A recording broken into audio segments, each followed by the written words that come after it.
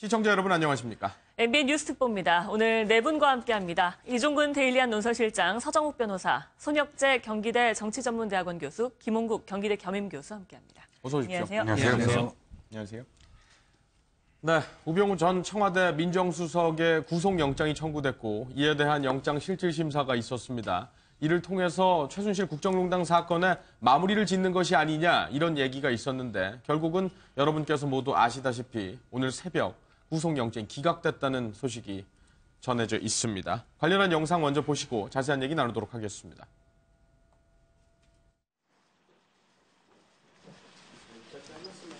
조사받고 나온 신경 한마디만 해주시죠.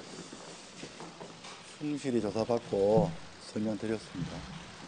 들어갈 때 참담하다고 하셨는데 그게 무슨 뜻인지 한마디만 부탁드리겠습니다. 고생 많으십니다.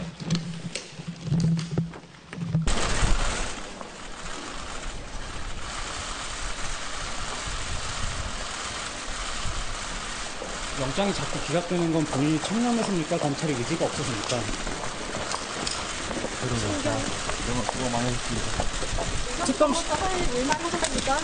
특검 시작되면 1년은 더 수사받으실 수도 있는데 지나치다고 생각 안 하십니까?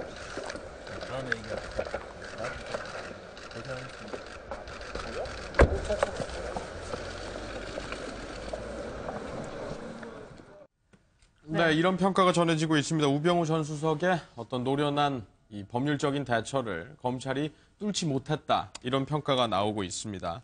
일단은 관련한 그 법원 측의 이 설명을 보면은 법리 다툼에 이제 여지가 있다라고 얘기를 했단 말이죠. 그러니까 뭐 구속영장이 기각됐다고 해서 유무죄가 판가름 나는 건 아닌데 그 말이 법리 다툼에 여지가 있다라는 거 그 자체를 놓고 보면 향후의 재판도 좀 염두에 볼 수 있는 거 아니냐. 결국에는 뭐 무죄 판결이 나는 거 아니냐. 이런 해석도 섣부르게 가능할 수도 있을 것 같아서요. 그렇죠. 저는 이게 뭐 법원의 판단을 비판하고 싶지는 않아요. 법원에게 법리에 따라 판단했다 보고요. 예. 그리고 이제 일각에서는 뭐 직권 남용이나 직무유기가 원래 어려운 죄다. 저게 우병우 수석이 뭐 법률 지식이 뛰어나다, 법꾸라지 이런 이제 그 지적도 있는데요. 저는 이게 그거는 본질로 안 보고요. 저는 이게 결국 본질은 검찰의 수사 의지가 부족했다. 저는 이렇게 봅니다. 그럼 왜 그러냐면 이게 그 제19 감사기 결국에 꼬리 자르기인데요. 예를 들어 이게 우병우 수석이 검찰하고 통화를 1000회 이상 했잖아요. 검찰국장하고 또 이게 그 수사본부장, 또 이게 총장까지. 그런데 거기에 대해서 전혀 조사를 안 했어요. 그리고 이제 그 민정수석실은 압수수색했지만 제가 보기에 그 법무부나 또 이게 검찰은 전혀 압수수색 안 했어요. 저는 이게 결국 이런 게 가장 큰 원인이 됐고요. 하나만 더 말씀드리면 세월호 수사방해. 저는 이게 8가지 중에 가장 이게 중요한 혐의로 봤거든요. 재질을 보면 가장 나쁜 혐의거든요. 예. 근데 이 부분이 완전히 직권남용 강요가 빠지고 위정에만 들어갔어요. 근데 위정이라는 걸 법정형은 1년 이상 10년 이하 높지만 실전에 이게 위정으로 구속된 예는 없거든요. 관련자들이. 그럼 이게 제가 보기에 직권남용 빠진 거는 이해를 해요. 왜냐하면 이게 우병우 수석이 압력을 행사했지만 실전에 이게 압수수색이 됐고 또 이게 기소가 됐기 때문에 직권남용은 미수 처벌이 없다. 따라서 이게 빠진 거는 이해가 되는데 예. 제가 보기에 도저히 이해 안 되는 게 강요입니다. 왜냐하면 이게 직권남용과 강요는 항상 경합으로 같이 가거든요. 예. 실제 블랙리스트 죄를 보세요. 그것도 이게 직권남용과 강요죄의 경합범이에요. 그다음에 재단 설립도 직권남용과 강요의 경합범이에요. 그럼 이게 강요죄는 미수 규정이 있습니다. 이 말이 우병우 수석이 수사를 방해했다고 협박을 하면 이건 이게 직권남용은 미수가 없어 안 되지만 강요 미수는 충분히 성립할 수 있는데 제가 보기에 강요 미수를 왜 영장에서 뺐느냐 말이에요. 이게 강요 미수가 들어가면 검찰 수뇌부 민정수석에 문제되니까 우리 이게 꼬리 자른 게 아니냐. 예. 저는 이게 아주 미흡하다 봅니다. 예. 일단 우병우 전 수석 같은 경우에는 중심에 있던 인물이다, 주요 인물이다 이런 말이 많았잖아요. 네네, 그렇습니다. 일각에서는 결국 우 전 수석만 살아남았다 이런 평가도 나옵니다. 그렇죠. 핵심은 이겁니다. 최순실 게이트가 지금 우리나라를 완전히 이 망가뜨리지 않았습니까? 나라의 어떤 근간을. 그런데 문제는 최순실 게이트와 관련해서 수사가 이루어졌냐는 거죠. 지금 우병우 수석과 관련한 건 직무유기예요. 직권남용. 이건 뭐냐면 박 대통령의 헌재에서 결정이 나왔을 때 박 대통령의 세월호 관련 부분을 한번 다시 기억하실지 모르지만 이정미 그 당시 권한대행이 뭐라고 했냐면 세월호 관련해서 제대로 일을 했느냐 안 했느냐라는 것을 헌재에서 이 대통령의 파면과 직결시킬 수는 없다는 거예요. 네. 그러니까 이것도 마찬가지죠. 직무유기가 마찬가지예요. 예. 그러니까 우병우 수석한테 민정수석으로서 제대로 일을 했느냐라는 것을 갖고 혐의를 구속할 만한 사안이냐 네. 이거죠. 그러니까 중요한 건 최순실과 관련한 혐의가 있었냐는 거라고 저는 생각해요. 국민정서법도 그렇잖아요. 국민정서도 분명히 관련이 있을 것이다. 우병우 수석은 예. 임명부터 그다음에 직무유기도 고의로 사실은 눈을 감았을 것이다. 이런 어떤 국민들의 어떤 정서가 있는데 사실 검찰이 그걸 제대로 수사했냐는 거죠. 고작해야 그냥 직권남용, 직무유기 이렇게 특검까지 또 검찰까지 이어져서 검찰 2기까지 이어져서 왔다면 그것이 얼만큼 위중한 거냐. 그러니까 구속할 만큼의 어떤 혐의가 있느냐라는 점에서는 예. 검찰이 제대로 수사를 못했다라는 비판을 받는 거죠. 네. 감정적인 부분이라고 보기엔 좀 그렇습니다만 앞서 화면을 보셨는데 상대적으로 좀 여유가 있었던 것 같습니다. 그런 걸 보면 본인은 뭐 이미 어느 정도 계산이 선 거 아니냐 이런 해석도 나와서 궁금해집니다. 뭐 그렇게 깊은 해석보다는요. 일단은 뭐 구속을 각오할 수도 있었는데 구속영장이 기각됐기 때문에 거기서 나오는 뭐 그런 표정 변화인 것이지 네. 그런 것들이 사전에 치밀하게 짜여진 건 아니라고 봅니다. 다만 예. 문제는 뭐냐면 서 변호사 말씀하신 것처럼 이번 이 구속영장이 이제 이 판단은 법원이 한 거지만 법은 어디까지나 영장의 범위 내에서 하게 되는 거거든요. 그럼 영장 안에 들어가 있는 내용들이 소멸 지적 그런 내용들이 들어가 있었고 또 지금 우리 이 실장님 말씀하신 것처럼 그분은 빠져 있었다면 바로 그런 것들에 의해서 기각으로 갈 수밖에 없었던 그런 측면이 있다면 검찰개혁의 필요성을 여기서 우리가 다시 한번 확인할 수 있는 것이 아닌가 예. 그런 생각이 듭니다. 말하자면 제19 감사기 수사라든지 꼬리 자르기라든지 이런 것들을 통해서 사실은 특검이 1차적으로 구속영장을 신청했다가 기각되지 않았습니까? 그렇다면 두 번째가 된다면 그동안 부족한 부분에 대해 또 소명을 해가지고 또 내용을 보강해서 신청했어야 되는데 오히려 그런 내용들이 빠지게 되고 하는 이런 것들이 예. 예상된 수순이 아니었던가 그렇게 되기 때문에 사실은 거기에 대해서 이 우병우 수석으로서는 이미 수사가 진행되는 과정에서 자기에 대한 이야기들이 어느 정도 될 거라는 거를 판단하고 있었을 테니까 네. 그런 나오게 되는 것이지 특별하게 거기에 의미를 두고는 없다고 생각이 됩니다. 사실은 아까 직무위기에 나왔었는데 예. 사실은 이 최순실 국정농단을 묵인했느냐 방조했느냐 이런 것도 직무위기의 혐의 아니겠습니까? 또 그렇지 않다면 이 검찰이 말하자면 또 미르 문제라든가 또 스포츠 K재단 문제가 부거졌을 때 여기에 대해서 적절하게 조치를 취했느냐라는 이런 것이 직무위에 해당이 되는 것이고요. 직권남용이라고 하는 것은 말하자면 이제 인사 개입이라든가 이런 거와 관련되는 것인데 아까 서 변호사 말씀하신 것처럼 사실은 민정수석의 직무범위가 어디냐라고 하는 거는 법적으로 다툴 수는 있습니다. 그러나 문제는 뭐냐면 민정수석의 직무범위라고 하는 것들도 다 법과 제도에 의해서 규정이 되는 것이지 그저 한 개인이 그 자리를 맡은 사람이 개인의 판단에서 이건 범위에 들어가는 것이야 해. 이건 범위가 아니야 안 해. 이렇게 할 수 있는 것이 아니거든요. 그런 부분들에 대해서 검찰이 봐줬거나 아니면 검찰이 그런 것들을 일부러 흘렸거나 그렇다면 그런 점에서 검찰 개혁이 필요하다는 것이 다시 한번 확인이 된 것이죠. 예. 네. 이번 사안은 주체를 세 가지로 볼 수 있습니다. 방패인 우병우 전 민정수석, 공격했던 검찰, 그리고 판단하는 법원 3자가 있습니다. 법원의 판단은 일단 존중돼야 됩니다. 물론 이 사안의 중대성을 비춰보거나 그동안에 많은 증거를 인멸하고 그랬던 부분들을 고려한다면 사실은 법원의 그런 결정에 대해서 거기에 대해 이의를 제기할 수도 있겠지만 그러나 최대한 저희는 영장을 발부하는 판사의 그런 공정성, 객관성을 일단 믿어야 된다고 보고요. 예. 일단 우병우 수석의 법률적인 지식이라든가 그동안에 많은 증거 인멸, 뭐 보셨지만 정강, 가족회사 정강 증거 텅 빈 사무실이었지 않습니까? 휴대폰도 완전히 바꿔서 깡통 휴대폰이었습니다. 다시 말해서 우병우 수석은 출두했을 때 레이저를 쏘던 1차, 2차 출석에 비해서 오늘 모습, 마지막 차에 탔을 때 안도의 미소를 짓는 모습, 그동안 증거인멸, 그리고 알리바이 이런 부분에서 충분히 나는 법리를 충분히 증명했고 이겼다라는 그 미소라고 생각이 듭니다. 예. 우병우 수석은 그런 법리적인 측면에서 충분히 준비를 했고요. 특히 직권남용이라든가 이런 부분은 사실 그동안 뭐 판례에서도 잘 받아들이지 않았거든요. 그런 측면에서 충분히 준비를 했던 우병우 수석의 사실상 승리다. 그리고 검찰의 패배다. 왜냐하면 검찰은 그동안에 많은 부분에 대해서 밝혀야 될 부분이 있었거든요. 직권남용에서 그 무수한 공무원들을 다 사직해 하고 불공정한 그런 상황으로 만들었거든요. 그것이 본인이 독자적인 것이 아니라 그동안 박근혜 전 대통령의 부당한 박근혜 최순실 게이트에서 이루어진 부분들을 그대로 아무런 공정한 이 공무원의 의무가 아니라 이 부당한 윗선의 지시를 그대로 실행한 사실상 불공정한 마름의 역할을 그대로 했거든요. 예. 그렇다면 앞으로 부당한 국가의 이런 지도자의 지시에 의해서 나쁜 짓을 아무나 하더라도 법리적으로만 문제가 없다면 누구나 다 할 수 있다는 그런 상황을 만들어준 거거든요. 그렇다면 검찰은 더 충실하게 그동안 산 세월호 관련해서도 그렇고요. 그다음에 이 사안이 결국은 검찰총장 그리고 검찰국장 많은 사람들이 1천회 이상 우병우 전 수석과 통화를 하고 이런 사안들에 대해서는 조사를 했어야죠. 예. 결국 이것이 황교안 대행까지도 그 당시 법무장관이었기 때문에 연결되거든요. 이 부분을 결국 조사하지 않은 것은 검찰이 스스로 자신을 개혁할 의지가 없다.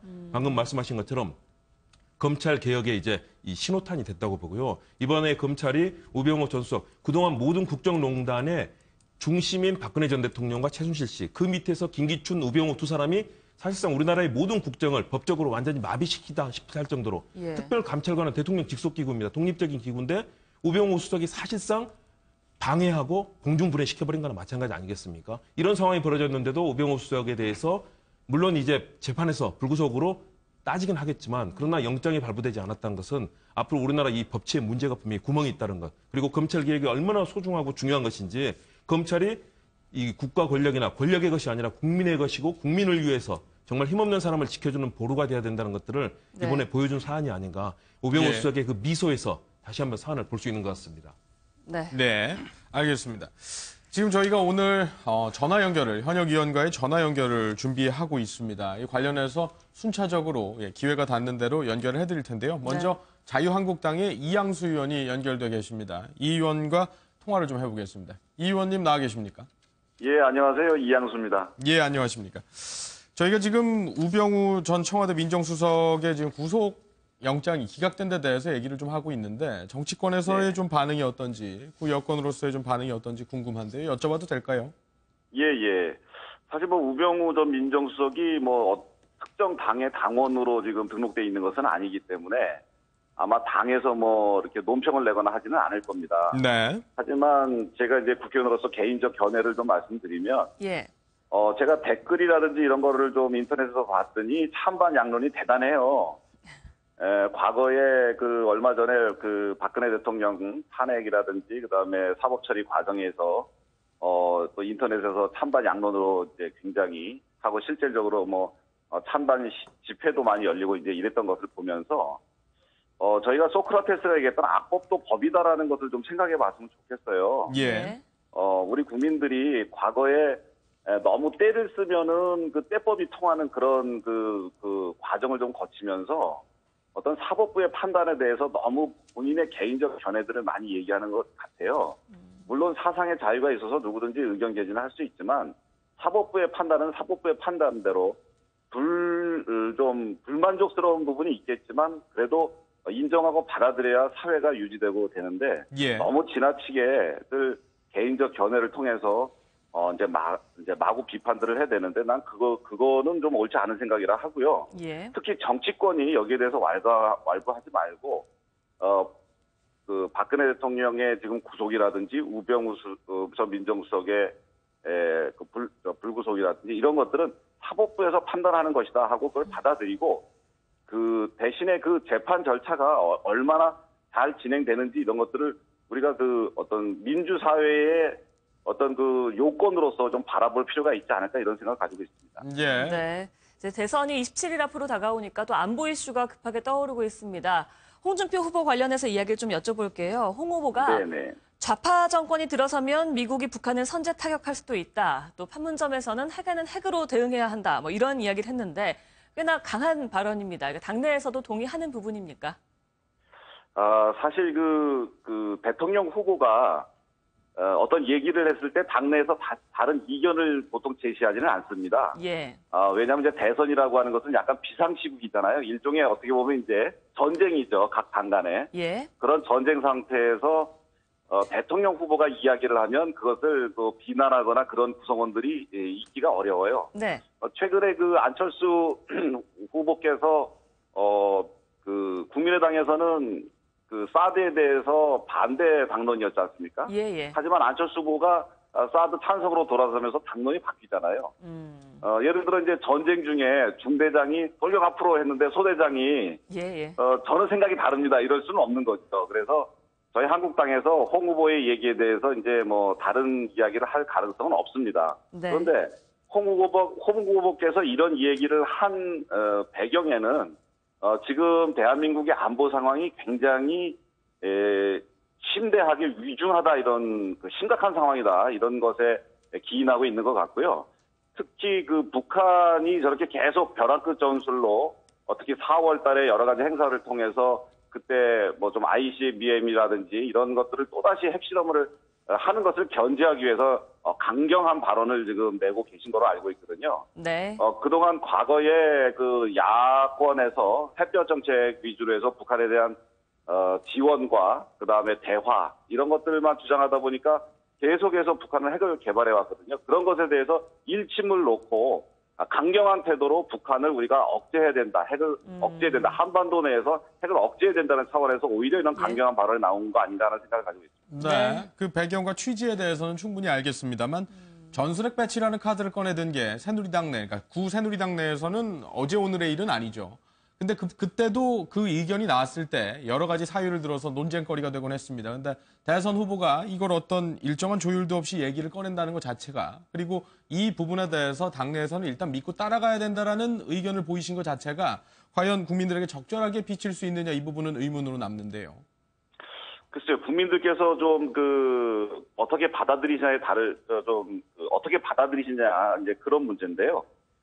제 생각에는 지금 그 4월 위기설도 나오고, 그 다음에 북한에 대한 선제 타격설 이런 것들이 나오잖아요. 예. 그리고 북한은 계속해서 강공 모드로 미국을 비난하면서 우리는 우리의 길을 가겠다라고 이렇게 얘기를 합니다. 어떻게 보면은 북미 간에 진짜 열차가 서로 아주 그 충돌을 위해서 막 달리는 그런 느낌이 듭니다.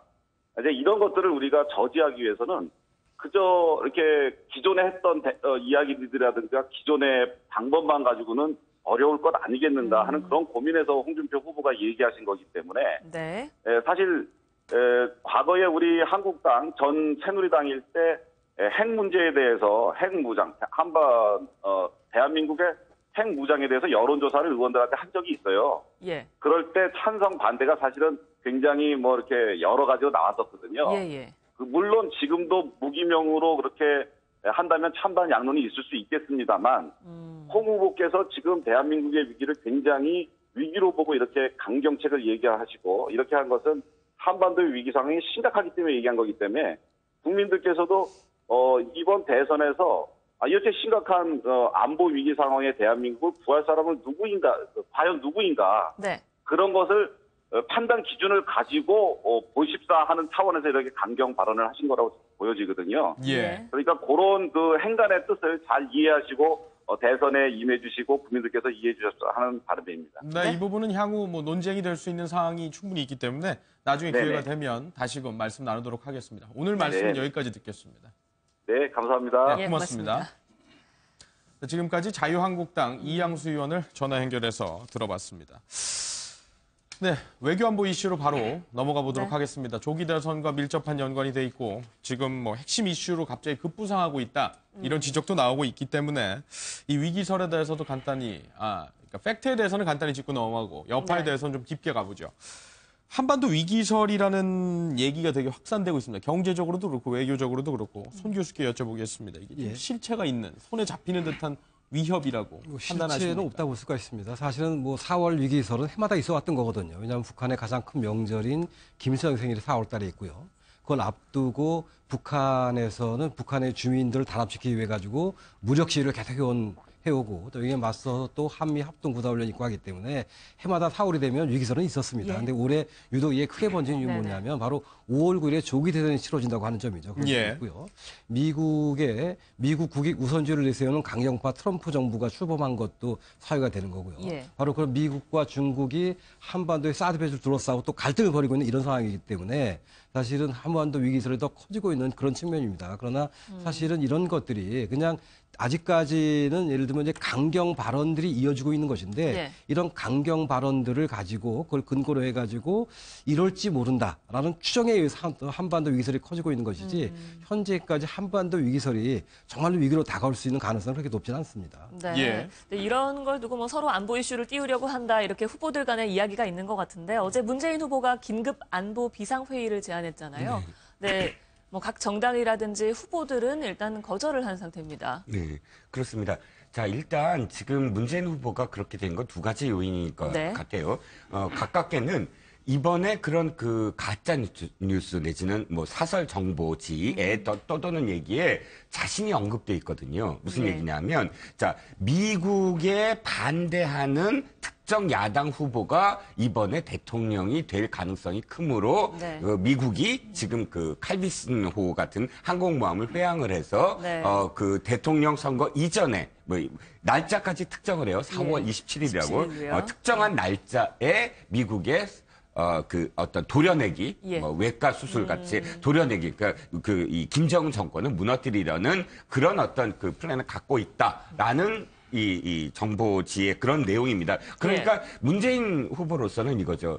아, 내가 언급이 돼 있는 부분. 그러니까 일단은 지금 두 가지죠. 안철수 후보에게 추격당하고 있는 상황. 예. 그 다음에 중도. 어차피 5년 전에 자신이 패배한 가장 결정적인 이유는 중도 표심을 못 잡았기 때문 아닙니까? 확장성. 네, 확장성. 예. 그러니까 지금은 어차피 중도표를 어떻게든 자신이 끌어안아야 되는데 그 중도표는 안철수 후보한테 가 있고. 그러니까 일단 이 플랜은 있었을 거라고 봅니다. 일단 자신이 그 중도표를 어떻게 할 거냐, 안보에 대한 어떤 안심 이런 플랜은 있었는데 그것이 맞물려서 이런 어떤 그 정보들 이런 한반도 전쟁 위기에서 맞물려서 더 이상 이것을 놔뒀다가는 28일밖에 안 남은 27일밖에 안 남은 예. 대선에서 결정적인 어떤 위기를 맞이할 것이다 해서 카드를 내놓을 수밖에 없었던 어떤 상황인 것 같고요. 예. 그런데 문제는 다른 후보들 특히나 이제 홍준표 후보라든지 보수 네. 후보들 입장에서는 자신들이 가장 내놓을 수 있는 상품이거든요. 그리고 예. 문재인 후보를 공격해야 되는 상품인데 이걸 문재인 후보가 먼저 얘기하는 예. 바람에 사실상 따라하기 힘든 그러니까 그런 상황이죠. 네. 예. 근데 지금 보면은 그러니까 말씀하신 거는 어떤 뭐 정치 공학적이라고 예, 표현해도 되는지 모르겠지만 그런 식으로 분석을 해주셨는데 그렇게 보면 부여권 측에서는 완전히 선을 걷단 말이죠. 그러니까 이 프레임에 본인들이 말려 들어가지 않겠다라는 신호를 확실히 보낸 것 같아요. 무슨 자격이냐 또는 정치적 시호냐 이렇게까지 네. 얘기를 했거든요. 그렇죠. 이게 제가 보기에 이제는 뭐 대선에서요. 북풍이나 이게 안보 이슈는 많이 사라진 것 같아요. 옛날에는 이게 그 북풍이라는 게 보수 후보한테 상당히 유리하게 작용했는데 이제는 이제 뭐 그런 게 아닌 것 같고 제가 보기에 그 4월 위기설 저도 이게 과장됐다. 예. 이렇게 생각합니다. 근거가 네. 없고. 그렇지만 이게 우리가 국가 안보 문제는 그렇게 쉽게 생각할 문제는 저는 아닌 것 같아요. 정말 이게 요즘 뭐 북한 위기가 정말 심각하고 시리아 폭격도 있잖아요. 예. 저는 이게 약간의 가능성이라도 정말 우리가 유비무환의 자세로 대비를 해야 되고요. 네. 이와 관련해서 이게 제가 존 F 케네디 있잖아요. 예, 예. 미국에 그분의 그 말씀 하나 소개하면 네.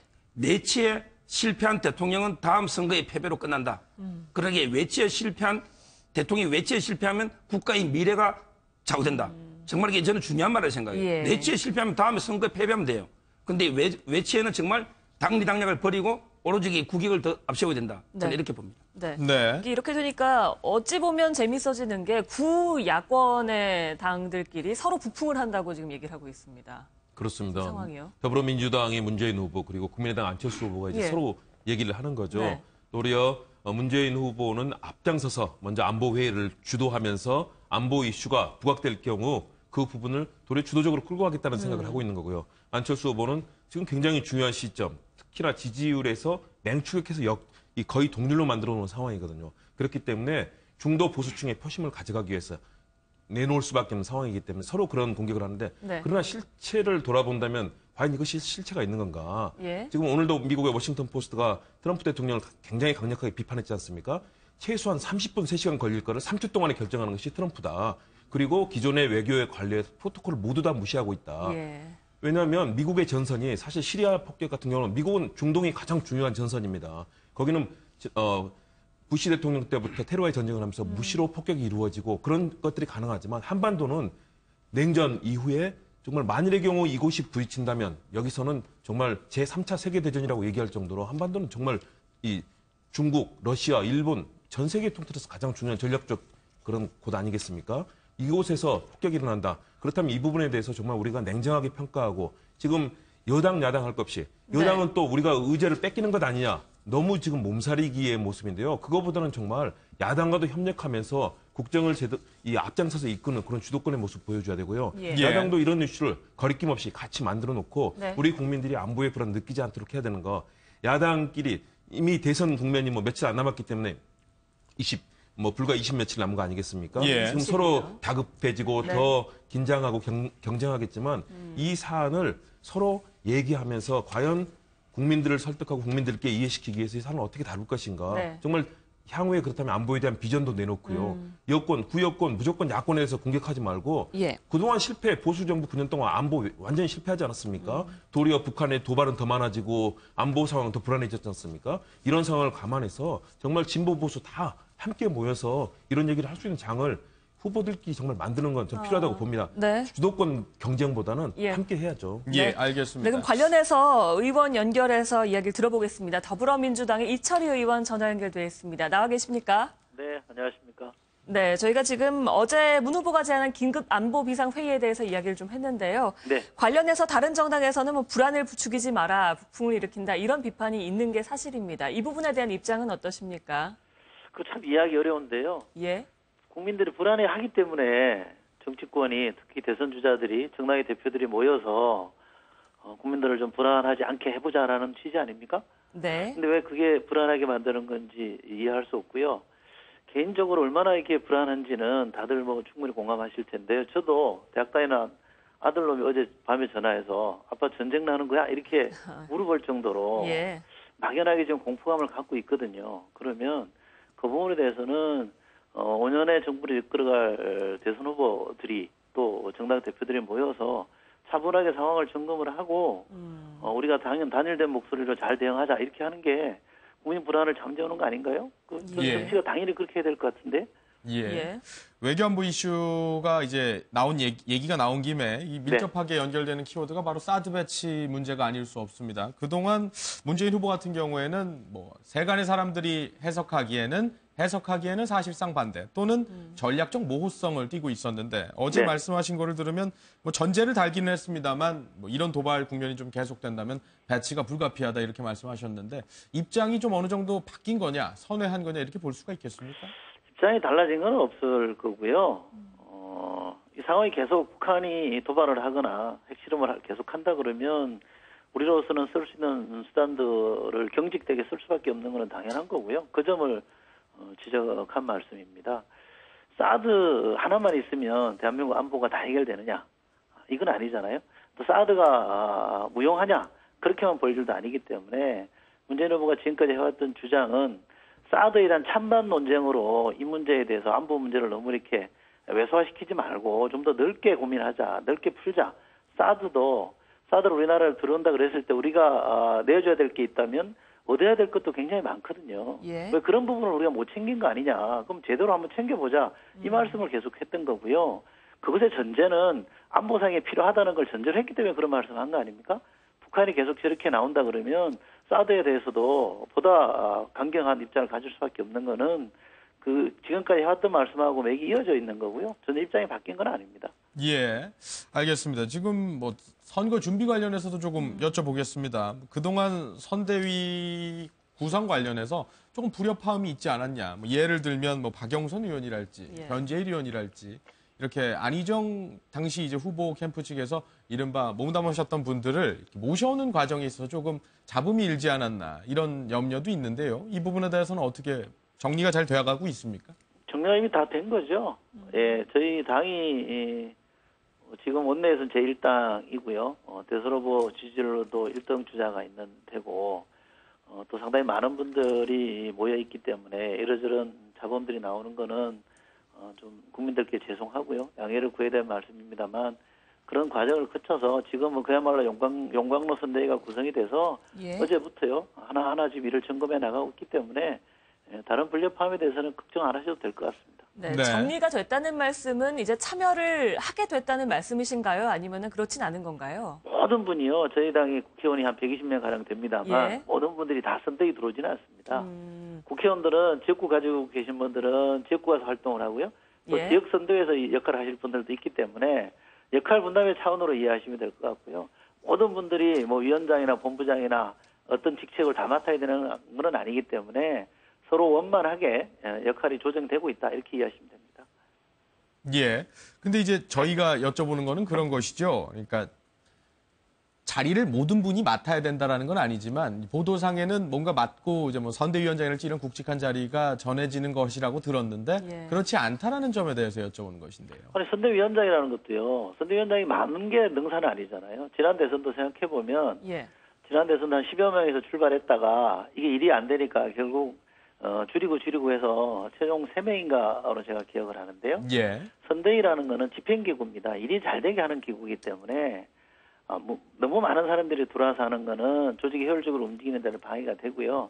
지금 질문하신 부분 박영선 전 대표 등에 대해서 지금 말씀하시는 것 같은데 그분들도 다른 방식으로 돕겠다는 의지는 분명한 거고요. 당을 나가겠다 이런 뜻이 아니기 때문에 역할 분담으로 이해하시면 될 것 같습니다. 예, 알겠습니다. 네, 저희 그럼 오늘 말씀 여기까지 듣겠습니다. 고맙습니다. 네, 고맙습니다. 네, 더불어민주당의 이철희 의원과 이야기 나눠봤습니다. 예. 지금 계속 외교안보 이슈 관련해서 얘기를 나눠보도록 하겠습니다. 예. 사드 얘기를 잠깐 또 해볼까요? 전화 연결한 마당에 여쭤보면 이제 뭐 이철희 의원 말씀은 뭐 입장이 선회된 거는 아니다. 근데 지금 뭐 도발 국면이라고 이렇게 북한이 점점 긴장 수위를 높이고 있고 뭐 미중 간의 대화도 그렇게 신통치 않은 상황이어서 지금과는 좀 다른 어떤 위기감을 느껴야 되는 것이 아니냐 이런 취지인 것 같은데요.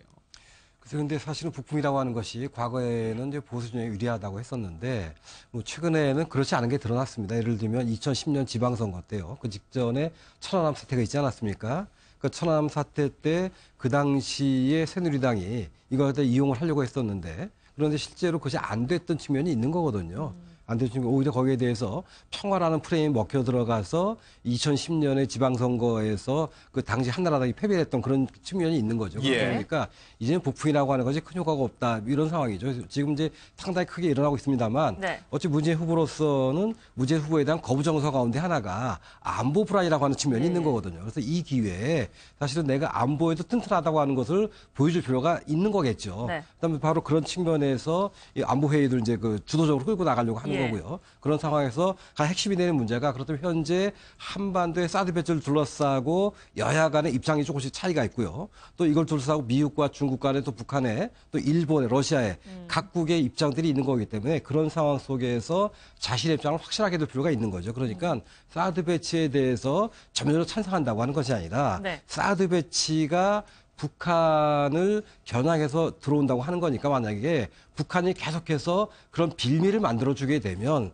사드 배치가 기정사실화 될 수밖에 없다라고 하는 말하자면 현 자신의 입장을 바꾼 것이 아니라 그전에 그동안의 전략적 모호성에서 현 시국에 대해 관련해가지고 조금 더 명확하게 밝힌 것뿐이지 입장을 바꾼 건 아니라고 봅니다. 그럼 상황에 따른 유연한 변화다라고 생각을 해볼 수 있는 건가요? 유연한 변화라기보다는 자신의 입장을 한 걸음 더 이렇게 밝힌 것이지 특별하게 입장이 선회했다거나 그런 건 아닌 것 같습니다. 그런데 제가 생각하기에는 사실은 입장을 변화한 거라고 저는 단언할 수 있는 게 지금 전제를 달았지 않습니까? 북한이 만약에 계속 도발을 한다면 사드 배치에 대해서 이렇게 전제를 달았다면 지금까지의 모호성이 무슨 의미가 있었냐는 거죠. 만약 이것이 진정성이 있다면 처음부터 그거는 북한이 이 다음에 미사일을 쏘지 않는다, 핵 개발을 하지 않는다 이런 전제를 달고 그렇다면 사드 배치를 포함해서 우리가 한미 동맹을 더 강화하고 해야 된다라는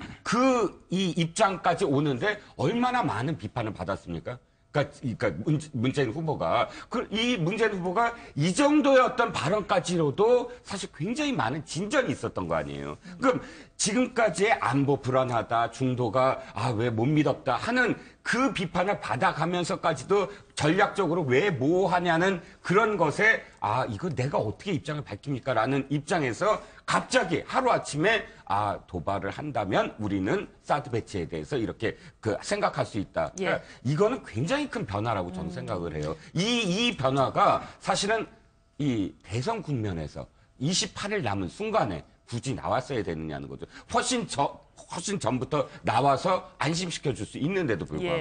그러니까 전체 모성이라고 하는 것은 말하자면 차기 정부가 결정하다고 놔두면 된다라고 하는 그 기본 전제가 있었던 것이죠. 그런데 이 차기 정부에 맡기기에는 자꾸 이렇게 이제 4월 2일에 확산이 되니까 또 그 과정에서 자신 이름이 자꾸 이제 거론이 되는 그런 상황이기 때문에 자신 입장을 다시 한번 이렇게 밝힌 것이지 저는 특별하게 바뀌었다고 보지는 않습니다. 그래서 네. 한 가지만 더 말씀드리면 저는 회의라는 것도 사실은 굉장히 모호하다는 거예요. 경선 레이스가 있고 각 당의 어떤 후보들이 있는데 후보들이 만나서 어떻게 회의를 합니까?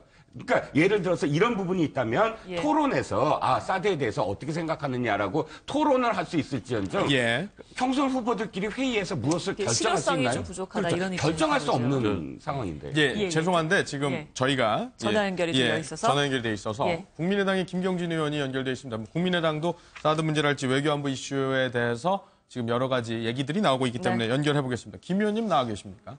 네, 안녕하십니까. 김경진 의원입니다. 매번 스튜디오에서 뵙다 이렇게 전화 연결을 하니까 조금 어색하기도 한데 저희가 마침 외교안보 이슈 얘기를 나누고 있기는 합니다만 앞서는 우병우 전 청와대 민정수석에 대한 얘기를 했었기 때문에 또 법률가 출신이시가 이 부분만 먼저 조금 여쭤보겠습니다. 영장이 기각된 데 대해서 좀 다른 분석을 내놓으셨더라고요. 어떤 검찰 자체에 대한 문제점을 제기하신 인터뷰를 본 적이 있습니다. 예, 그러니까 검찰이 상당히 좀 소극적으로, 그러니까 영장을 청구하긴 했는데 영장에 들어간 범죄 사실이나 그 내용이 상당히 소극적으로 좀 들어가지 않았느냐라는 그런 의혹이 있습니다. 그러니까 가령 우병우 수석이 지난번에 광주지검에서 해경에 대해서 압수수색을 나갔을 때 청와대 민정수석인 신분에서 광주지검 수사팀에 직접 전화를 걸었다는 거거든요.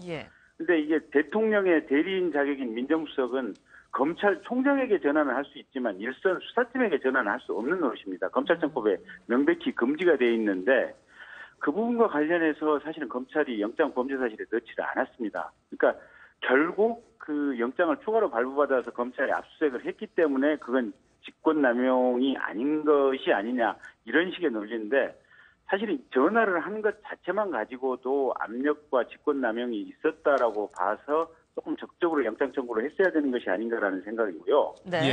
두 번째는 지난번에 그 정유래 씨 사건에 있어서 자살했던 그 한모경이 있지 않습니까? 그 사건도 사실은 수사가 제대로 안 됐던 것 같거든요. 그래서 이 우병우 수석에 대한 사건은 전 현직의 검찰의 핵심 간부들과 대부분 연결이 돼 있기 때문에 검찰이 구속영장 청구는 했지만 상당히 좀 미온적으로 청구를 하지 않았느냐 이런 생각이 하나 들고 두 번째는 우병우 수석 본인이 이제 그 워낙 소년등과한 천재적인 법률가다 보니까 수사의 맹점과 허점이 어디에 있는지를 정확히 알고 대처를 하다 보니까 결국은 영장기각을 이렇게 영장기각이 생긴 것이 아닌가 싶습니다. 알겠습니다. 안보 이슈 얘기를 하고 있었으니까요. 사드 관련해서도 좀 여쭤보겠습니다. 안철수 후보가 사드 반대를 하는 당론에 대해서 좀 설득을 해보겠다라고 이야기를 한 바 있는데 지금 진행이 되고 있습니까? 예, 그렇습니다. 저희 지금 최고위원회 논의 중이고요. 아마 의원총회를 통해서 이제 최종적으로 이게 변경 여부가 결정이 될 것 같은데요. 저희 당 내부에서는 어쨌든 대통령 선거 후보자의 얘기니까 적극적으로 받아들여야겠다라는 생각을 하고 있습니다. 그러니까 저희 이제 의원들끼리 얘기를 하다 보면 사드가 배치되기 이전에는 이게 첫째 기술적인 효용성이 있느냐라는 이런 문제 제기하고 그다음에 만약에 사드가 배치됐을 경우에는 중국과 극심한 경제 외교적 마찰이 예상된다.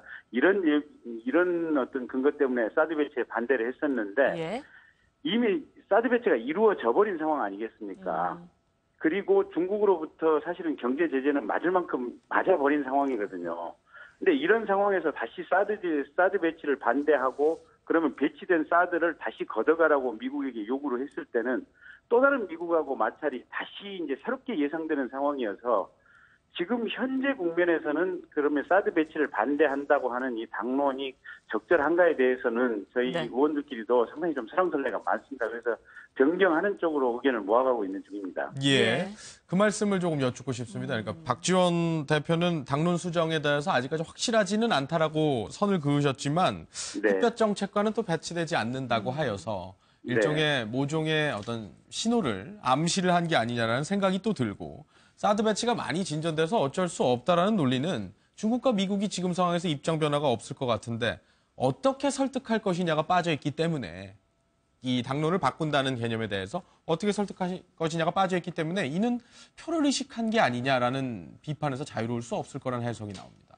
근데 이제 정치 지도자, 특히 대통령쯤 되는 정치 지도자라고 하는 것은 하나의 어떤 방침에 꼭 묶여 있는 것이 과연 일관되고 뭐 투명하다, 선명하다 이렇게 볼 수도 있겠지만 이 변화되는 시시각각의 상황에 따라서 또 변화되는 지침과 방침을 가지고 정치와 정책을 결정해야 될 필요성도 있는 거거든요. 예. 근데 이미 지금 사드가 상당 정도 배치가 완료돼 버린 시점, 또 중국으로부터 경제 제재가 이미 이루어질 만큼 이루어진 이 시점에서 지금 이걸 변화시키려고 했을 때는 또 다른 문제가 지금 발생한다는 겁니다.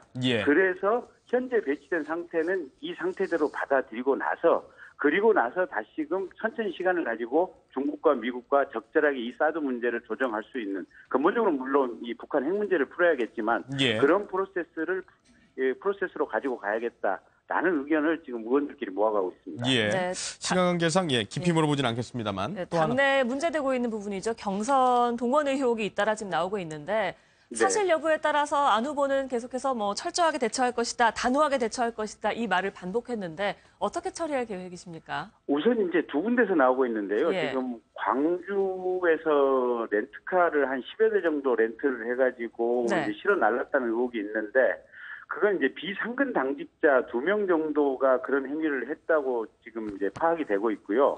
그 비상근 당직자 2명에 대해서는 지금 광주시당에서 징계 절차를 밟아서 출당 조치를 지금 취하고 있습니다. 취하고 있고 그분들에 대해서는 이미 선관위에서 고발을 했기 때문에 공직선거법에 따라서 엄정하게 지금 처벌이 될 것 같고요.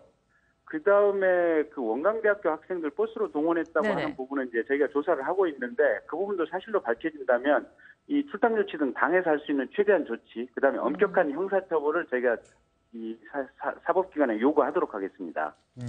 알겠습니다. 오늘 말씀은 여기까지 듣도록 하겠습니다. 고맙습니다. 고맙습니다. 네, 고맙습니다. 네. 지금까지 국민의당 김경진 의원 연결해서 여러 가지 이슈에 대해서 여쭤봤습니다. 외교안보 이슈를 넘어서 이제 양강구도로 꼽히고 있는 양 후보의 이 자녀 문제에 대해서도 한번 얘기를 해보도록 하겠습니다. 사실 뭐 이 부분에 대해서는 깊이 있게 직접 취재를 하신 부분은 아니기 때문에 그거를 감안을 하고 현재까지 제기된 어떤 정황들을 바탕으로 해서 좀 합리적인 추론을 해주시기를 다시금 부탁을 드리고요. 왜냐하면 민감한 부분이니까. 일단은 양쪽에서 너무 이 자녀 문제에 대해서 사실 공방을 하는 것 같아요. 그러니까 어느 쪽에 편을 드는 것이 아니라 결국 검증해야 되는 건 후보 자신인데 자녀 문제에 대해서 유독 한국 정치는 좀 집착하는 그런 부분들도 좀 있다. 이런 해석이 있는데. 아마 제가 보기에 이게 가장 큰 게 검증하고 네거티브의 구별. 이게 정말 힘든 것 같아요. 웬 종이 한 장 차이거든요. 근데 보통은 보면 내가 하면 검증이고 남이 하면 이게 네거티브를 하는데 제가 먼저 이제 안철수 후보의 그 딸 문제부터 보면요. 이 부분에 이게 먼저 민주당에서 문제를 제기했고 그럼 이게 안철수 후보가 이미 그 재산을 어제 그 1억 1,200만이다. 기자회견했죠. 그렇죠. 기자회견을 해서 이게 밝혔다면 그럼 이게 제가 보기엔 의혹을 제기한 측에서 그럼 이게 민주당에서 그게 아니다. 뭐 더 있다든지 이런 걸 뭔가 이게 자료를 이제 내날 차례가 아닌가. 만약에 그걸 안 내놨고 그냥 무조건 이게 문제를 제기했다면 좀 무책임한 문제 제기, 네거티브로 볼 수도 있기 때문에 이제는 이제 공이 오히려 민주당으로 넘어왔다. 이렇게 그 안철수 후보 문제는 보이고요. 그다음에 두 번째 문재인 후보의 그 아들 문제는 저는 이 부분에 이게 네거티브로 보긴 어렵고 이 부분에 이게 검증이 필요하다 봐요. 왜냐하면 이게 여러 가지 의혹들이 상당히 그 합리성을 띠고 있거든요. 전혀 이게 근거 없는 문제는 아니고 이 부분을 이게 그 자꾸 이게 법적 공방으로 해서 계속 고발하고 있잖아요. 예를 들어 이게 뭐 국회 부의장도 고발하고 이번 하태경 의원도 고발했잖아요. 저는 이게 이걸 고발하다 보면 이게 결국 대선 끝나고 나중에 법적으로 공방 가다 보면 허지부지 끝나버려요. 지금 이게. 저는 이게 법적 고발보다는 뭔가 좀 성실하게 책임 있는 자세로 자료를 근거하면서 이게 해명을 하는 게 이게 국민에 대한 도리가 아닌가. 법적 고발보다는 그렇게 봅니다. 설명할 필요가 있다는 얘기신데요. 또 다른 의견 있으십니까? 일단 뭐 검증은 철저하게 해야 됩니다. 왜냐하면 이제 대통령이라고 하는 것은 대한민국의 최고 공직 아니겠습니까? 가장 중요한 공직이기 때문에 자격과 자질을 가진 분들이 들어가야 되는 거죠. 그러니까 능력 검증이라고 하는데 능력이라고 하는 건 이제 자질에 해당이 되는 것이고 자질 이전에 과연 이 사람이 공직자가 될 수 있는 자격이 있는가를 따져야 되는 것이죠. 바로 그럼 예를 들면 이런 것들이죠. 이 사람이 민주시민으로서 시민의 의무를 다했던가 국방비나 납세비 같은 그런 것들이 해당이 되겠죠. 또 하나는 뭐냐면 과거 우리나라가 어려움을 뚫고 산업화 민주화 이루는 과정에서 이분이 어떤 자리에서 어떤 식으로 어떻게 이 공헌하고 기여했는가 그걸 따져봐야 되는 거고요. 또 하나 뭐냐면 민주 시민 의식을 갖고 있는가라고 하는 건데 이게 이제 도덕성의 문제, 불공정성의 문제 이런 문제가 되겠죠. 근데 사실은 우리가 박근혜 대통령이 파면에 이르기까지 많은 국민들이 분노했던 것은 박근혜 대통령이 이 공적인 국가 권력을 사유화했기 때문에 문제가 된 거 아니겠습니까? 그렇다면 이번 선거는 더더군다나 이 공정한 국가를 만들어 나가고 공정한 사회를 만들어 나가는 게 중요한데 그렇다면 자신의 자식들에게 만약에 불공정한 면이 있는데 그런 것들에 대해서 먼저 해명을 해야지 국민들이 이 후보가 정말로 이 공정국가를 또는 공정을 만들어 나갈 수 있겠구나라고 믿을 수가 있게 되는 거거든요. 그러니까 검증은 철저히 해야 되는데 선배도 말씀하신 것처럼 이런 것들이 고양이가 핥혀가지고 상처를 만들듯이 그렇게 비난할 것이 아니라 정말로 근거를 가지고 문제제기를 하고 거기다 근거를 가지고 해명을 하고 또 그다음에 만약에 해명이 맞으면 거기에 대해서 인정을 하고 해명이 틀리다면 또 다른 근거를 가지고 문제제기하고 이렇게 어떤 이 건전한 공방이 이루어져야 되는 것이 아닌가. 어쨌든 검증은 철저하게 해야 됩니다. 근데 이제 양측은 더 이상 공개할 게 없다라는 거예요. 그러니까 문제가 없었기 때문에 감사 결과가 이렇게 나온 것이고 뭐 재산 문제도 지금 뭐 여러 가지 항목들을 공개를 해서 발표를 했기 때문에 더 이상 할 수가 없다라는 건데 뭘 더 검증해야 되냐라는 그런 부분에 지적이 있는데. 자, 우리가 이만큼 했기 때문에 더 이상 검증 불필요하다라는 것은 얘기가 안 되는 거죠. 왜냐하면 국민들이 생각할 수 있는 충분한 합리적인 의심들, 그 부분에 대해서는 대한민국의 최고 지도자가 돼서 국가를 이끌 지도자라면 당연히 거기에 대해서 답해야 될 의무가 있는 것이고요. 그렇기 때문에 검증이라는 것이 약간의 네거티브 성격도 있습니다. 네거티브도 악의적이고 잘못된 정보로 인해서 공격하는 것은 그것은 정말 없어져야 될 네거티브지만 기본적으로 네거티브의 속성이 이 문제가 있는 부분을 잡아내서 그 부분에 대해서 국민들께 소명을 요구하는 거 이것은 가능한 거거든요. 그것은 미국 정치도 그렇고요. 더군다나 후보자의 가족 문제는 굉장히 중요합니다. 그렇다면 이 부분에 대해서 이 10년 전 일이다 또는 뭐 감사 보고서 뭐 종결됐다 이 얘기에 저는 그쳐서는 안 된다고 봅니다. 그 부분에 대해서 충분히 합리적인 의심들이 나오고 추론이 되고 비판이 있다면 거기에 대해서 후보자는 답을 해야 되고요. 저는 그런 측면에서 안철수 후보 측이 그런 사실에 대해서 딸의 문제에 대해서 국민적인 의혹이 제기됐다는 부분에 대해서 세세한 항목은 이렇다라고 밝힌 것들 그리고 추가 증빙 자료를 지금 내겠다고 하지 않았습니까? 그렇다면 이런 부분들이 결국은 후보자가 얼마나 국민들의 의심에 대해서 그리고 상대 측에서 제기하더라도 이것은 국민들이 궁금해하고 이 정도면 이 후보자에게 이 나라의 이 국정 운영을 맡겨도 되겠구나. 살아온 삶이라든가 또는 정책 그리고 리더십에서 충분히 의심할 수 없는 부분이 있다라고 한다면 지지를 하게 되는 것이죠. 박근혜 전 대통령 어땠습니까? 이명박 전 대통령 BBK 마지막까지 공방 벌이다 결국 그 실체를 제대로 규명하지 못한 채 끝나지 않았습니까? 박근혜 전 대통령 관련해서는 비선 실세 존재도 검증하지 못한 채 그래서 대한민국이 이 상황에 와 있지 않습니까? 그런 측면에서 저는 안철수 후보든 문재인 후보든 홍준표 후보, 이승민 후보 다 제기되는 부분들 물론 앞선 주자니까 이분들이 집중되어 있지만요. 이 공적으로 제기되는 부분에 대해 있어서는 충실하게 답하고 그 성실하게 답하는 자세를 보고 국민들은 마지막까지 답이 안 되더라도 선거 기간 때까지 아마 결론이 안 날 가능성이 저도 크다고 봅니다. 그렇지만 얼마나 진지하게 답변하고 거기에 대해서 국민들께 소망해 나가고 노력하느냐 이 자세로 판단이 될 거다. 후보자들이 좀 적극적으로 나설 필요가 있다고 봅니다. 이제 좀 전에 앵커께서 이제 집착이라는 표현을 하셨는데 그건 좀 부적절한 것 같아요. 왜냐하면 집착하는 것이 아니라 너무 당연한 것이다. 왜냐하면 자 우리가 70년도에는 정치가 지역 갈등, 뭐 정치인들이 조장했던 어쨌든 지역 갈등이었다면 80년대, 90년대는 이념 갈등이었어요. 그런데 지금은 세대 갈등이다. 그러니까 뭐 총선이든 대선이든 세대 간에 굉장히 그 자신들의 어떤 뭐랄까요 이익 내지는 생존 이런 문제 때문에 세대 간의 어떤 그 갈등이 굉장히 심화되고 있고 그러다 보니까 금수저, 흑수저 이런 이야기들이 왜 나오냐면 사실은 지금의 어떤 20대와 지금의 60대의 굉장히 그러니까 그 좀 양극단의 이 벌어지는 그 갈등들이 굉장히 크거든요. 그렇기 때문에 지금 가족들, 특히나 가족들이 문제가 되는 게 성년인 성년인 그런 자녀들에 대한 문제지 미성년의 자녀들에 대한 문제가 아니거든요. 그러니까 그래서 이런 어떤 그 부분들 예를 들어 공정한 경쟁을 하게끔 할 수 있는 그런 사회를 만들어가는 부분들이기 때문에 이 부분이 굉장히 부각이 되는데 다시 이제 중요한 건 저는 이렇게 생각해요. 아무리 해명을 하더라도 중요한 건 본인의 해명보단 못하다는 거죠. 자, 본인들이 어떻게 지금 하고 있죠? 문재인 후보 같은 경우는 고마해. 또는 안철수 후보 같은 하하하. 이렇게 넘어가고 있단 말이죠.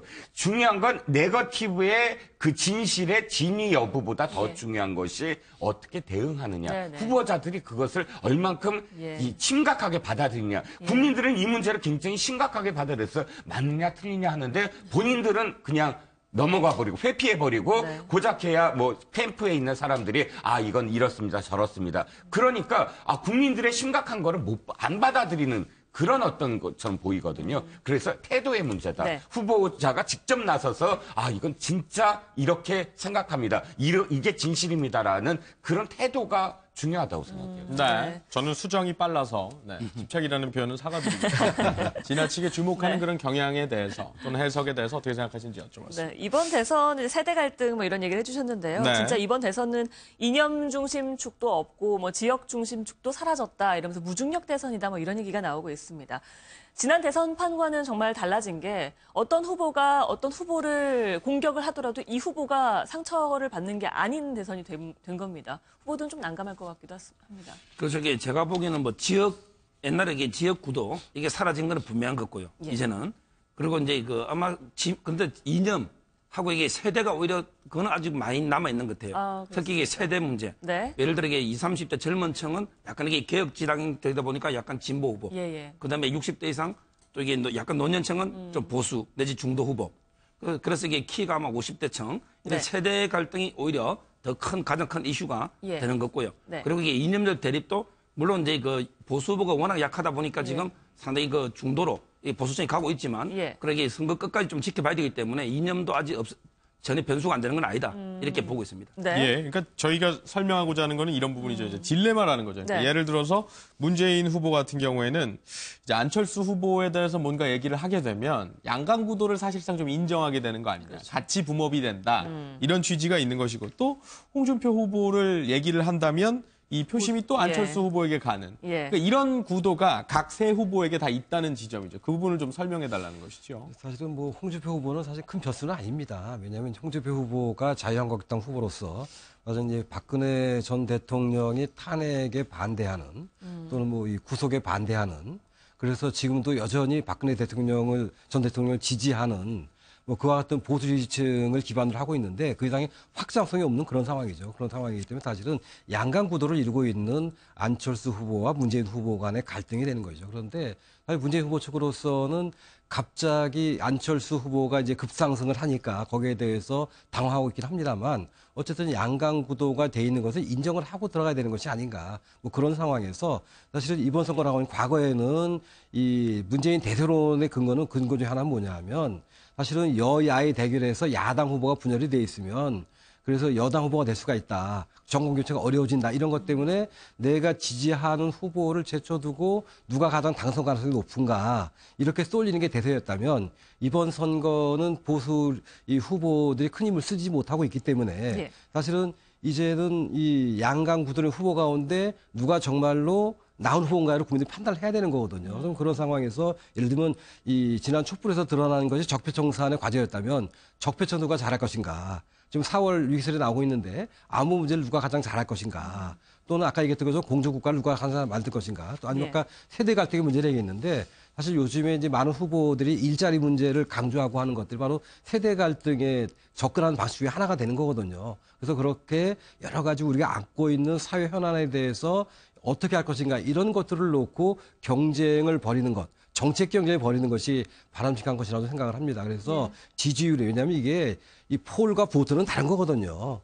우리가 그 이 여론조사와 투표 결과는 다른 것이기 때문에 여론조사에 일희비하지 말고 정말로 미래의 대한민국을 좋은 나라를 만들어가기 위해서 나는 어떻게 하겠다. 정책을. 그걸 놓고서 서로 겨루는 쪽으로 나가는 것이 바람직하지. 저는 그렇게 뭐 누구를 때리면 누구에게 유리하고 뭐 이런 식으로 선거공학적으로 나가는 거는 좋지 않다고 봅니다. 네. 우리 교수님 말씀이 이제 아주 원론적이고 이상적인 말씀. 정말 그렇게 해야 되고요. 근데 실제 그런 딜레마가 있습니다. 홍준표 후보 같은 경우는 지금 10% 초까지 올라갔다가 지금 내려가는 추세 아니겠습니까? 문재인 후보를 비판했더니 안철수 후보가 중도 보수 표심 가져가고 있죠. 또 안철수 후보를 비판하면 문재인 후보 쪽으로 굳어지는 양상들. 홍준표 후보는 그래서 운신의 폭이 굉장히 적다는 측면이 있고요. 네. 안철수 후보도 그래서 보수 표심, 문재인 후보 공격하고 홍준표 후보 공격하면은 보수 표심이 와야 되는데 보수 표심들이 지금 잘 안 모이고 있고 도리어 안보 이런 이슈에서 도리어 위기 상황이 될 수 있고요. 문재인 후보도 마찬가지죠. 두 후보를 공격했더니 그 역효과가 나는 그 후보들의 딜레마가 분명히 있는 거거든요.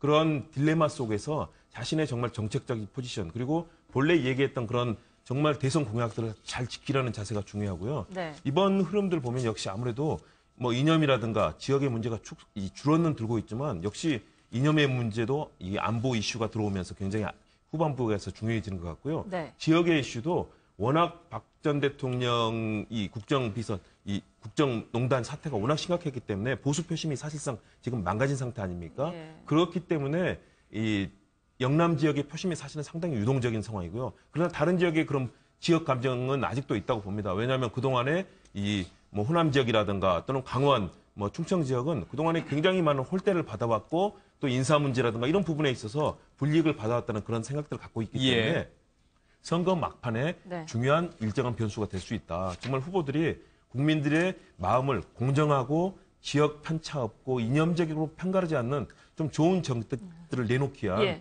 그런 좀 공정한 경쟁을 펼치는 것이 중요할 것 같습니다. 네, 또 공정하게 이야기를 하기 위해서 바른정당 얘기도 해봐야 될 것 같긴 한데요. 유승민 후보의 지지율이 예상보다는 오르지를 않고 있습니다. 당내 김성태 의원 같은 경우에도 연구 대상이다라고 표현할 정도였거든요. 네네. 이유가 뭐라고 보십니까? 지금 앵커께 제가 여쭤볼게요. 네. 사과가 있습니다. 그리고 비타민 알약이 있어요. 예. 근데 내용을 보면은 똑같은 어떤 영양분이 있습니다. 그러면 뭘 집으시겠어요? 사과를 집으시죠. 왜? 그걸 비타민이라고 생각 안 하고 먹고 싶다는 생각이 먼저 들잖아요. 자, 유승민 의원이 사실은 알약 같아요. 뭐냐면 이겁니다. 그걸 먹으면 분명히 비타민도 있고 철분도 있고 굉장히 영양가가 많을 것 같아요. 그건 알겠어요. 그런데 딱 짓고 싶은 마음이 안 드는 거예요. 그거는 많은 어떤 부분들이 있지만 그러니까 유승민 의원 본인의 컨텐츠는 다 인정을 해요. 네. 그건 이 사람이 컨텐츠도 있고 생각도 있고 철학도 있고 후보 자질도 있구나라고 생각하지만 먹고 싶게 만드는 건 여러 가지가 있을 거 아니에요. 뭐냐면 예를 들어서 정당도 필요하고 거기에 어떤 뭐랄까 세력도 필요하고 또 이 사람의 뭐 자질, 그러니까 대통령으로서의 자질, 뭐 여러 가지들이 포함되어야 사과처럼 보이잖아요. 이거는 맛있겠다. 그러니까 비타민이 있는 것과 맛있겠다라는 어떤 근원적인 욕구는 다르죠. 그래서 유승민 의원의 가장 큰 문제는 뭐냐면 시간이 너무 짧다. 그러니까 다른 사람들은 그래도 홍준표 그럼 떠올리는 게 있어요. 전국적으로 이 사람은 또 문재인 5년 전에 또 후보도 됐고 안철수 다 그런데 유승민 의원은 이미지가 뭐냐면 의원이고 박 대통령한테 사실 그렇게 내쳐졌고 이런 그런 부분이지 실제로 이 사람이 대통령으로서의 자질이 있느냐 이 부분과는 다른 후보들과는 굉장히 좀 다르다는 거죠. 그래서 참 안타까운 건 12월 대선이었으면 또 모를 거예요. 그만큼 시간이 자신을 알릴 수 있고 자질도 알릴 수 있고 근데 너무나 짧고 그래서 사과처럼 안 보이고 알약처럼 보인다. 저는 그게 가장 큰 어떤 원인인 것 같습니다. 네, 그래서 이제 오늘 있을 재보선 결과에 따라서 소위 말해서 보수 적자 경쟁이 펼쳐지지 않을까 이런 부분들이 물론 더불어민주당 후보도 있습니다. 그래서 뭐 더불어민주당 후보 같은 경우에는 형평성을 위해 말씀드리면 정권 교체 흐름을 타고 되면 뭐 예산이랄지 이런 뭐 물적 지원을 잘하겠다 이런 얘기도 했는데 결과는 어떻게 반영될 거로 보십니까? 제가 보기에 아마 30여 곳 되죠. 근데 제가 보기에 기초단체장이나 또 이게 광역 기초의원 이 부분에 여러 가지 변수가 많아요. 정당 지지도 외에도 지역의 연구라든지 지역 조직표 이게 많기 때문에 크게 의미를 두긴 좀 어렵고요. 다만 이제 경북 상주 군의 의성 청송 이 부분에서는 이게 김재원 의원이 원래 무공천하기로 했다가 자유한국당에서 나가거든요. 그리고 이게 바른정당에서도 공천했잖아요. 근데 대구 경북은 누가 뭐래도 보수 어떻게 보수 세력의 심장이고 정말 성지입니다. 여기서 이게 과연 자유한국당 후보 김재원 후보가 이기느냐, 아니면 이게 바른당이 이기느냐, 여기에 따라서 이게 보수 적통 경쟁, 이걸 가지고 이게 TK 민심을 누가 장악할 것이냐, 이거는 상당히 의미가 있고 정말 관심이 가는 선거입니다. 네, 그만큼 영향이 좀 있을 것이라는 분석이신데 비슷한 의견이십니까? 아까 이제 기초의원이라든가 광역의원 또는 기초자치단체장 선거에 대해서 중요한 의미가 없다고 하셨는데 저는 의미가 있다고 봅니다. 특히 호남 지역에 치러지는 선거에서는 과연 현재 이 호남 지역이 이 더불어민주당도 그렇고 또는 뭐 국민당도 마찬가지로 그쪽이 이제 지역적 지지반 가운데 하나가 아니겠습니까? 그런 상황인데 사실은 문재인 후보는 그쪽에서 상당히 이렇게 반문 정서라고 하는 것 때문에 상당히 고전을 했었고요. 작년 4.13 총선 같은 경우에는 이제 만약에 호남에서 지지해주지 않으면 은퇴하겠다까지 했었는데도 불구하고 사실 호남의 성적이 좋지 않았었거든요. 뭐 그런 상황이었는데 지난번 당내 경선이긴 합니다만 호남 지역에서 상당히 압도적인 지지를 받았고요. 또 안철수 후보도 사실 작년에 제3당으로서의 위치를 굳히게 된 데는 호남 지역에 압도적 지지가 있었는데 그 뒤로 호남 지역에서 이제 지지가 떨어져 나가다가 다시 또 이번에 이제 당내 경선이긴 합니다만 당내 경선에서 또 호남의 압도적인 지지를 받았었거든요. 그런 측면이 있기 때문에 사실은 그렇게 각기 다 자신의 정당 내에서는 압도적인 지지지만 국민의당과 이 더불어민주당이 호남에서 붙었을 때 과연 이 호남 지역의 민심이 어디로 쏠리는 것인가 이런 거 상당히 중요한 이 대선의 포인트 가운데 하나인데 이번에 뭐 작은 선거긴 합니다만 그런 그 기초의원 선거에서 그런 것도 우리가 짐작할 수 있는 결과를 볼 수 있지 않을까. 주목을 해봐야겠군요. 네. 이 구 여건의 경우에는 사실 분화라는 말이 잘 어울리지는 않는데 최근에 계속 이루어지고 있는 모양새입니다. 예를 들어서 자유한국당을 탈당해서 새누리당을 친박 세력들이라고 칭해도 될는지 모르겠는데 이제 박근혜 전 대통령을 지지하는 사람들의 모임으로 이제 창당이 된 새누리당의 조원진 의원이 입당을 해서 대선 후보로 이제 추천이 됐죠. 이런 부분은 어떻게 봐야 될까요? 글쎄요. 이게 지금 사실상 어떤 유의미한 결과를 낳을 것인가 그게 이제 초점이잖아요. 예를 들어서 지금 실제로 조원진 의원이 대통령에 근접하는 어떤 지지율을 받을 수 있을까요? 없을 거라고 봅니다. 그런데 그럼에도 불구하고 통계치에 들어오지는 않으셨죠? 예? 아직 그러니까 여론조사는 안 해서 좀 조심스럽게 말씀을 드립니다만 그럼에도 불구하고 지금 다른 어떤 보수 후보들의 이 지지율에 견주어 봐서 상당히 큰 어떤 영향력을 행사할 수 없을 것 같다는 아주 조심스러운 예측을 해봅니다. 그런데 그럼에도 불구하고 조원진 의원이 왜 이 시점에서 탈당을 하고 또 이제 새누리당이라는 당에 입당을 했을까? 두 가지 의미가 하나는 본인의 정치. 본인의 어떤 그런 자기 정치라는 부분이 가장 클 것 같고요. 어차피 지금 대구에 그 지역구를 둔 의원으로서 앞으로도 대구의 어떤 민심을 어떻게 판단하느냐 이 문제일 것 같아요. 친박이라는 어떤 그 부분이 앞으로도 계속된다면 추후에 자유한국당과 바른정당의 주도권 싸움, 어차피 합당이라든지 혹은 보수가 재편됐을 때 그 부분에서 자신이 어떻게든 본인이 스스로 지분을 영향력을 행사하는 그런 부분을 의도했거나 아니면 또 한 가지는 좀 조심스러운 또 예측이지만 박근혜 전 대통령이 지금 사실 이 재판 과정에서 법리 다툼보다는 정치적인 어떤 판단을 한다라는 우리가 얘기를 하지 않습니까? 그 변호인단도 전부 다 이렇게 해임시키고 그 부분이 자신이 형량을 줄이는 거에 주력하기보다는 추후에 정치적인 어떤 영향력을 행사하기 위한 사면이든 사면 이후든 자신의 명예회복을 하려면 단순히 명예회복이 사면받아서 명예회복은 안 되잖아요. 그렇다면 명예회복은 자신을 지지하는 그런 지지층들이 어떻게 다음에 뭐 지선이라든지 총선에서 반응을 하느냐 그 영향력을 행사하기 위함이라고 조심스럽게 판단을 한다면 그 영향력을 새누리당이라는 어떤 당으로서 사실 자기가 행사를 해보겠다 주도적으로 그런 어떤 부분이 아닐까. 조 의원이 저런 말도 했단 말입니다. 박 전 대통령과 교감이 있었다. 바로 그 점 때문에 그 충분한 그 해석에 뒷받침을 해주는 합당한 이유가 되는 거죠.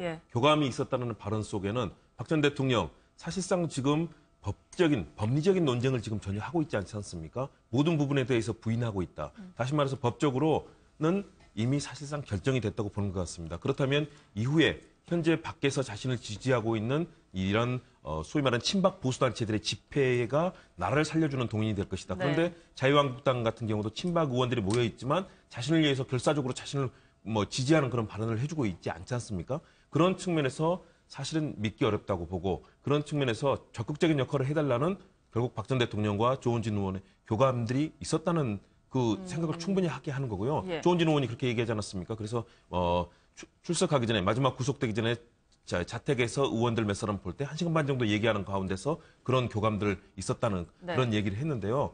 그 부분이 결국은 박 전 대통령이 향후에 정치적 행보 그리고 현재로서는 박 전 대통령이 범죄 피의자가 됨에 따라서 일단 이 TK 지역과 과거에 박정희 전 대통령의 향수층이 지금 몰락한 상황에서 이 세력들의 마지막 구심점 역할을 하겠다는 생각을 예. 갖고 있는 거고요. 결국은 박 전 대통령의 정치 플러스 조원진 의원의 자기 정치 예. 이것이 함께 결합이 되어 있는 상황이라고 예. 할 수 있겠습니다. 알겠습니다. 알겠습니다. 예. 저희 오늘 말씀은 여기까지 듣겠습니다. 고맙습니다. 고맙습니다.